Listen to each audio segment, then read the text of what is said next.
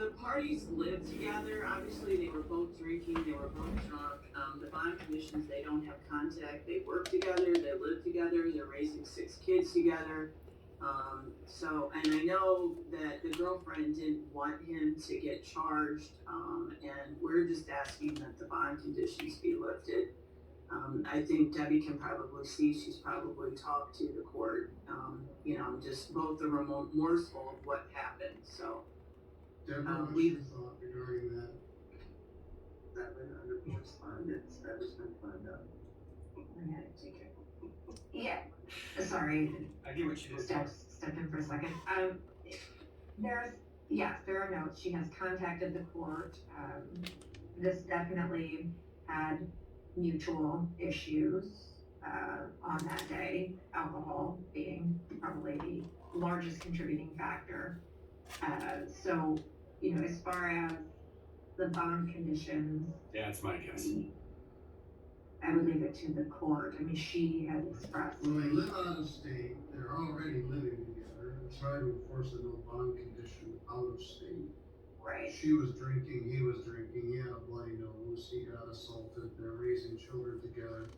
I'm willing to lift the bond condition, but I wanna have a live sentencing. And, let's figure out, Lori, what date works for you. And I told Robert that that's what you would want, that he will have to come to the state of Michigan. He did serve 3 days in jail, and we're just asking consideration for that. What day do you have, Your Honor? Your Honor, Yes? is there any way we could do something, a little earlier in the morning or later in the afternoon? I'm a third shifter, and it's a 2-hour drive for me, sir. Maybe like 9:30 or later in the afternoon or later date or. I could do it at 10. Your Honor, I can't do it at 10. I have a pre-trial. That's when we do it. All right, we'll do it when we do it. That's fine. All right. That's fine, Your Honor. Everything affects everything else, when we start moving things around. I understand, sir. I appreciate you lifting the bond as well, Your Honor. All right, I don't want any assault. So you're right there. He really did fess up to this situation, and then he's very respectful and I think sincere about it. And he makes a request, and he can see the judge really can't accommodate it, and he's good with that. So I can kind of see why they're rolling with him. Threatening behavior, I don't want to have another case here. This was a complete accident. I'm not making excuses. I did get hit first, but I did pull her down by the hair. We're both remorseful. We have kids together. We work together. We live together. I mean, it was a mistake. It was a canoe trip went bad, sir. All right, I will see you on September 26th. There's no canoe trip that doesn't go bad. That's how it goes. I mean, I'm just saying, in case anyone's confused on this issue, just know ahead of time, book it. If you're gonna go on one of these 3-hour canoe trips, just bring bond money, because that's the way these things go. That's a Monday, 11 o'clock in the morning, live here, eyeball to eyeball, at the St. Joe County Courthouse. Mr. Hartman, you're good to go. Okay, September 26th, 11 a.m., correct, Your Honor? I'll send you that. Thank you, Robert. I'm good. Okay. I'm good. I'm good. I do. All right, so, okay, here we are. Everyone suggested Judge Earth to me today. I mean, not today, before. Not particularly this clip. I just got this. I had an extremely busy day, so I didn't have a chance to review it, but I did see there's some nuggets in here. There really are. So I'm kind of watching this with you blind. Mr. Izzo's going to ask Ms. McLeod some questions. You're acting as your own attorney, and so I'm to ask Ms. McLeod some questions at the end. So I need you not to interrupt what she says just because you disagree with it. Okay? Yes, sir. All right, and everybody needs to remember that the court reporter is trying to make a record, and she can't take down 2 people talking at the same time. So if I start fussing about that, that's why. Okay? All right, so go ahead, Mr. Izzo. Thank you. Ms. McLeod, is it correct that you have opened up an active investigation regarding not only the child, the subject of this suit, but apparently also that involves the other little boy that the respondent has with Ms. Schleswin? Yes, that's correct. And have you had an opportunity to interview the child, the subject of this suit? Yes, And you have had a chance to speak with mother and father? yes, Have you also had an opportunity to speak with the counselor, Ms. Susan Colburn, for the little girl, the subject of this suit? yes, I have. Thank you, ma'am. Now, could you please tell us what you found regarding your concerns with what the child has gone through here? Well, so let's back up a little bit, please, and ask what was the referral made to CPS and why they got involved? And that- I saw a little bit of this later. The judge does not, and I know why. He isn't laying proper foundations. You get sloppy, especially with the pro se, because they don't know enough to object. And I don't know if John Izzo was going out with that theory or just doesn't know what to do. But he's kind of on the struggle bus. He gets there, but it's awkward. That is an excellent question, Ms. McLeod. Could you please tell us what was the referral, what did it involve, how did this occur? We received a referral that there was a domestic violence incident and DeAndrea was present and the perpetrator was Mr. Sims and that he was arrested. Would you like me to continue, Your Honor? Yeah. Okay. Indeed, could you tell us, you're saying the child was involved, did the child witness any of this fighting Yes, she did. between whom and whom? DeAndrea told me that she witnessed fighting between Ms. Flusser and her father, Mr. Sims. And was this on just a single occasion or has it occurred on multiple occasions from your information? She describes two distinct occasions that had happened. One was in the winter and one was recently in the summer. What did she describe as far as what happened this summer, the more recent incident? She said that it was, quote, bad, unquote, and that she was at Miss Flusser's house with her father and they started arguing verbally and then she saw her father punch Miss Flusser and pull her hair and pull a clump out of her hair, and then the police came and then her nana came and picked her up. Ma'am, does the child feel safe being in father's possession? She told me that she feels sort of safe with her father, but she does not feel safe at Kelsey's house. And has the child told you that what happens when the violence occurs at the house, what she has to do? She said she stays in her room. And from your speaking with the counselor, Ms. Colburn, what also have you found out regarding the child? Yes, Ms. Colbert indicated that DeAndrea told her that she goes in her room and hides in her closet when there's violence in the home. And has she spoken with you about her observations of seeing blood in that house? Yes, she did. That she saw blood on Ms. Flusser's face. And has Ms. Colbert told you anything the child has said as far as being afraid to go for visit with father? What preferences? Yes, that she's afraid to go to that. Agreed, man. This is a bummer. This is what happens when I don't get to review the clip ahead of time. But we're gonna soldier on. house. Yes, Well, to the the girlfriend's Kelsey's house. house. The girlfriend's house, but what about father's house? If they Um, ask. I don't have that information because when I spoke with the child, she referred to Miss Flusser's house as her dad's house as well. Thank you. And indeed, have you received any information that since our interim hearing on the 12th, has the child been still brought over to Ms. Fletcher's house in contravention of Judge Livingston's order? When I met with DeAndrea on August 15th, she told me that she went to Miss Flusser's house. She said yesterday, and then she defined it as after her dad got out of jail. Well, that would have occurred after our interim order then. If she was correct with yesterday, that it would have been August 14th. Yes. 14th, All right, and the date of Judge Livingston's order was? the 12th. Now, you have a specific recommendation as to whether father should have supervised visitation of the child at this time. At this time, the department recommends, yes, that his visitation with his daughter is supervised. And you would recommend at this point professional supervision rather than leaving the child with his mother? Yes. Do you have any concerns about grandma in relation to either the fact that my client was not only informed of what was going on with father, with jail or with violence, or that he in fact wasn't even watching his child and the child had been left with paternal grandmother? Okay, so that's a multi-part question. Okay. What concerns would you have regarding paternal grandma, ma'am? Based on my investigation and review of the law enforcement involvement, if you're referring to Miss Terry Sims as the paternal grandmother, that she was aware of the situation and she had, called 911 on 2 separate occasions in March, saying that, her son, that Ms. Slusser was the perpetrator of violence against her son. So she was aware that there was violence in the home, and the report from January also indicates that, she was in the home as well.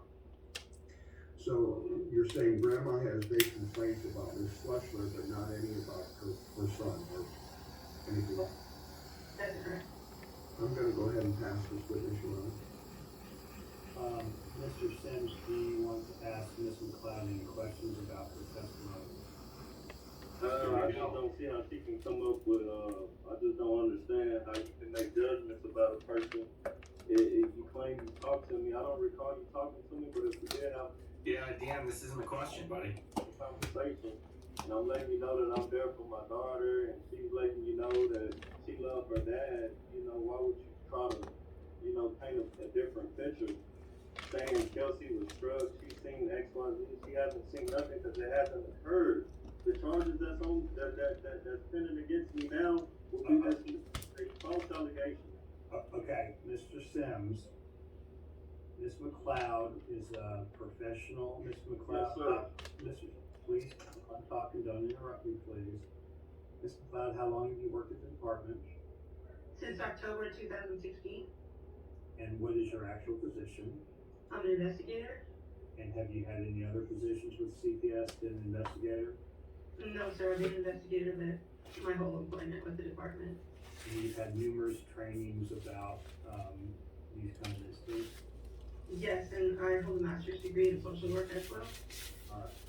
Alright, so Mr. Sims, she is charged by the state of Texas to investigate allegations of abuse or neglect.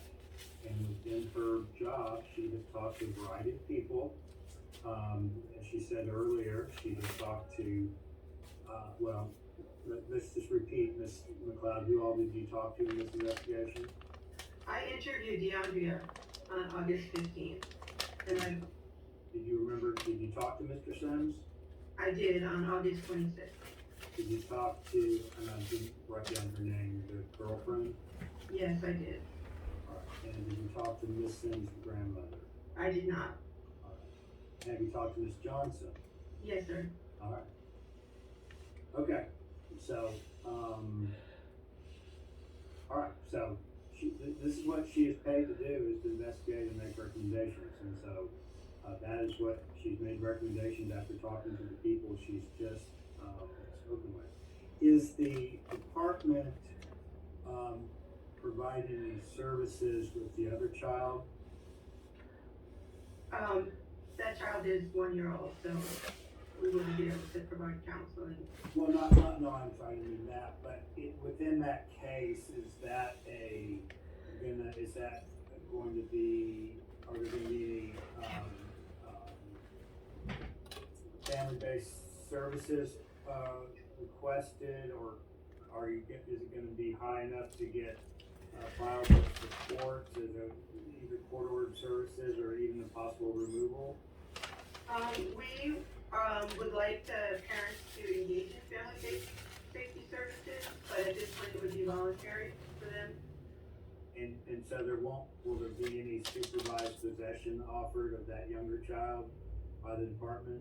We have asked Ms. Slusser to, have someone supervise the visits, but there's no court order. Well, but the department's not gonna provide any supervision. No, we were, Your Honor? Mr. Sims, no, you want to ask Ms. McLeod questions, you may not, you will get a chance in a minute. Just hold that thought in a second. I'm sorry, man, I didn't mean to come off like that, I was just asking you a question. I apologize, Your Honor. Just let me finish with her and then you can ask your question. Yes, sir, I apologize. Alright, so, you're gonna ask them to engage in FDSS, and there won't be any, department provided supervised access for Mr. Sims of that younger child. You're just asking that child be supervised, that the mother of that younger child make sure that he is supervised, although you're not, riding herd on that really tightly, are you? At this point, we've asked her to consider, a supervision at a place like Planet Safe, or if she has a family member or friend that could be approved by the department as a supervisor. If the case does go to family-based safety services, if they were to accept it, they would offer, the department would be able to supervise visits. And the only way the department would be able to offer supervision for this other child, Yandra, would be if these parties entered FDSS with the department. Correct. And you're not actually asking that to happen. No, we're not. Alright, that tells me what I need to know. Mr. Sims, what did you wanna ask? I just wanna know, has a kid, can you ask a kid, has I ever harmed them? And I'm sorry. You can't put him in a question. He's in all the time in the world. And he comes out with that. Can the kid? There are multiple. Let's name them. Let's name them under the circumstances. Oh Lord. type of way. I'm not that type of person to harm my kids. They're the safest in my hands. So for me to be going through this is nonsense and it's crazy. My kids' well-being is my number one priority. Not a question. Again, we're making arguments, and a horrible argument at that. But Everything else is second. Alright, The mom knows this. The mom tried keeping my daughter away from me before. She didn't agree on 50-50 custody. I made sure that I had 50-50 custody of my daughter. I'm not a weekend dad. yeah, Nigel, that's a good question. I was going to say something because it always comes up when a judge asks questions. Yes, a lot of times judges don't ask questions if they think it's there, but they at any time in any hearing can ask questions. They're part of it. They're part of it, and they can ask questions, and oftentimes they will if they want the record to reflect certain things. So, for instance, in this case, he didn't think that the attorney got enough out on her background and what she was doing, the training she had, and he wanted that on the record. So he asked those questions. He also did it for the benefit of Dion, but that was kind of a waste of time because he has no idea what's going on. But the short version of your answer to your question is yes. The judge absolutely can ask questions and often does. alright, I'm a dad. alright, okay, so I understand your point, and I will address that in a little bit. Any other questions for Ms. McLeod? No question.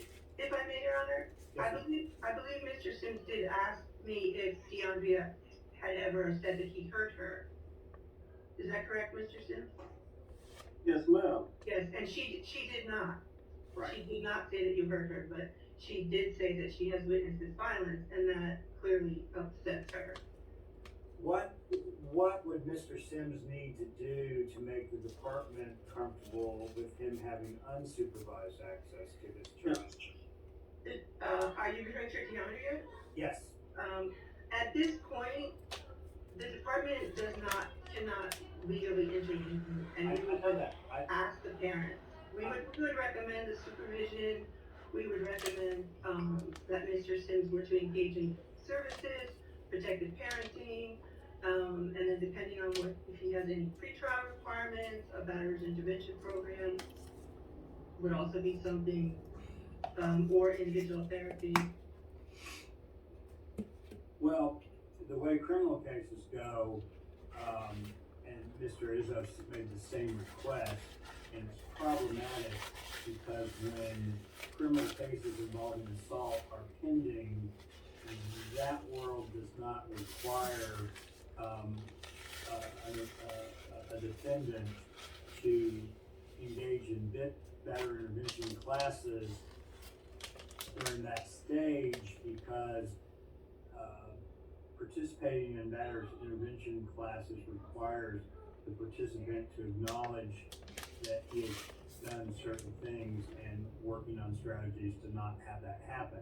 And since the case is pending, it's my understanding, and I don't do criminal law, but it's my understanding that the criminal world will not require him to engage in a bit until after the charges are resolved, because it puts it, you know, it perhaps makes him acknowledge something that would hurt the criminal case that he's trying to deal with. So it's not going to be feasible for him to do a BIP program at this time. But certainly he can engage in protective parenting, with something like what any baby can.